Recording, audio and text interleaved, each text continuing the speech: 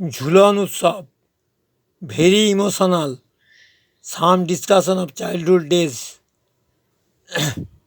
খুব মনে পড়ে, কোনো দিন ভোলার নয়। এখন বাইরে অঝোরে বৃষ্টি। আজ এবং কয়েকদিন সোমবার 19 আর 24 পর্যন্ত শ্রীকৃষ্ণের ঝুলন উৎসব।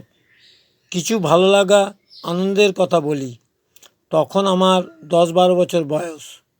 এই ঝুলন উৎসব আসার আগে রাধাকৃষ্ণের মূর্তি, মাটির বাঘ, ভালুক, সিংহ, মনীষীদের ছোট ছোট মাটির তৈরি মূর্তি কিনে এনে মাঠ থেকে মাটি, পুকুর থেকে শ্যাওলা, কিছু ছোট গাছ, নানা রঙের আবির, সাদা গুঁড়ো চুন কিনে নিয়ে এসে আমাদের বাড়ির বারান্দায় মাটি দিয়ে পাহাড়, নদী, খেলার মাঠ, বাগান ইত্যাদি তৈরি করে মূর্তিগুলি সাজিয়ে দিতাম এবং চতুর্দিকে টুনি বাল্ব লাগিয়ে দিতাম।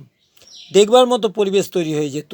সন্ধেবেলা সকলকে বাতাসা প্রসাদ দিতাম।